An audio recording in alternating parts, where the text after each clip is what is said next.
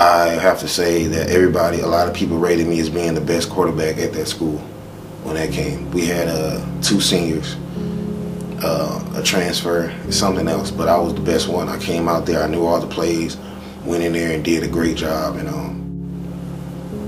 I just dominated in everything.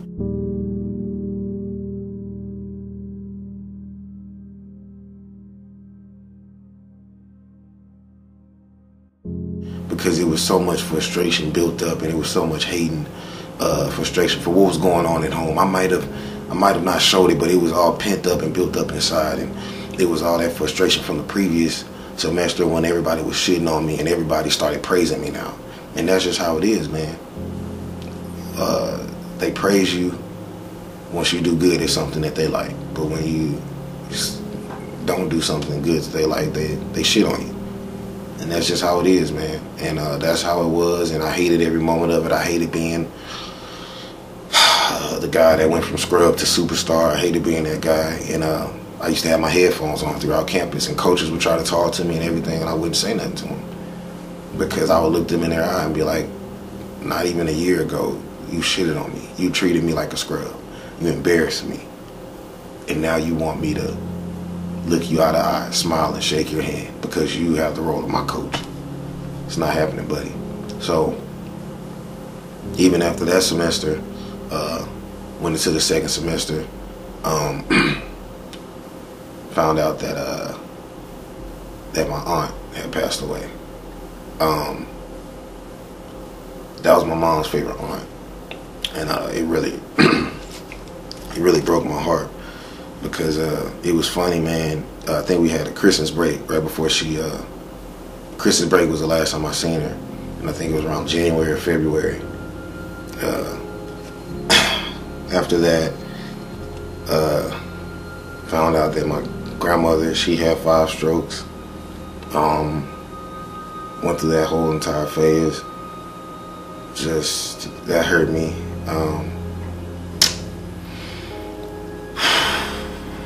It was just a lot of hurt, man. And then going back to school, having to, you know, I'm realizing to myself, I'm like, I'm here at school, I'm being praised because of being good at a fucking sport. I'm doing good in school, I'm working hard for my degree. Then I come back home or do I come back home and take care of my family that's deteriorating slowly but surely? You know, in the summer I had a lot of thinking.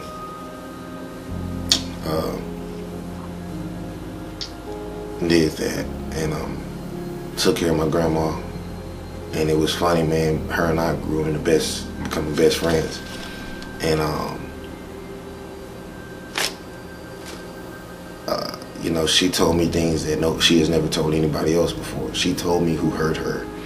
She told me who spit in her face. She told me who was being mean to her, who molded her into becoming this person that she didn't want to be, which was a hard, strong, sophisticated woman, you know, to protect her household, to protect her young, to protect her family. She told me those people, and some of those people are still here today, and I don't say anything to them.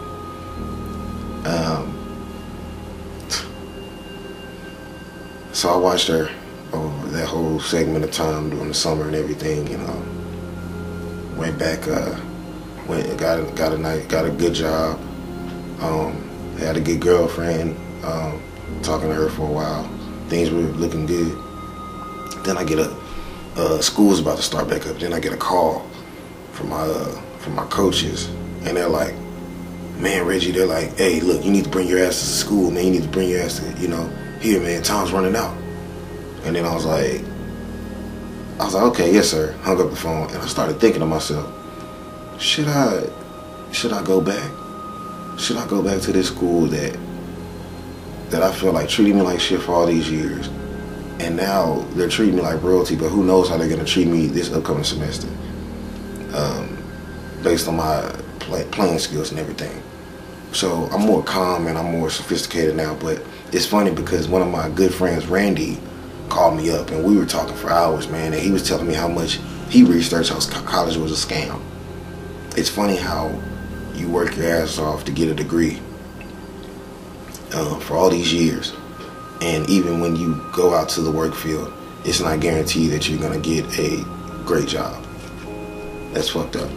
And that's how college works. And it's not about who you know. I'm sorry. It's not about what you know, but who you know.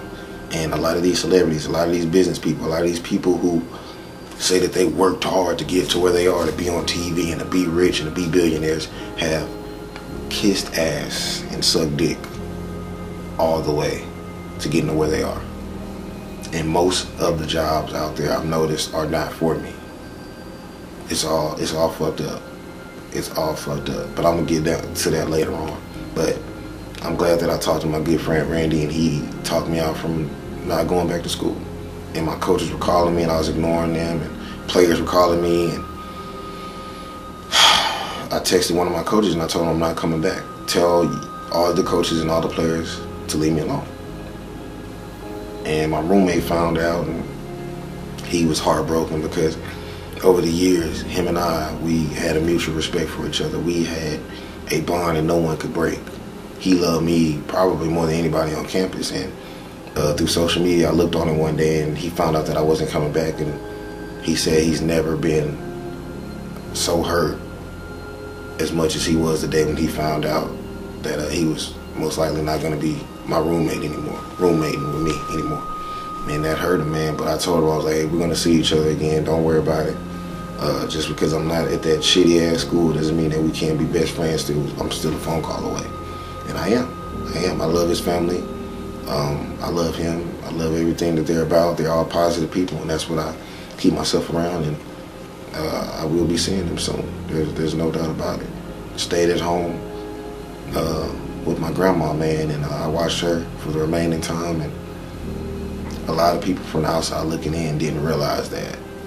They thought that I was watching over her and helping her, but that lady grew to becoming my best friend and one of the most positive people I've ever known. And one thing about my grandma that no one can say is that they can't say that she's never helped somebody and not wanted credit, because she's never wanted credit for anything. She's always been a person to help somebody and not want credit. She didn't do it for credit. She did it because that was her calling. Her calling was to everybody around her somehow make everyone around her happy. And she lived that life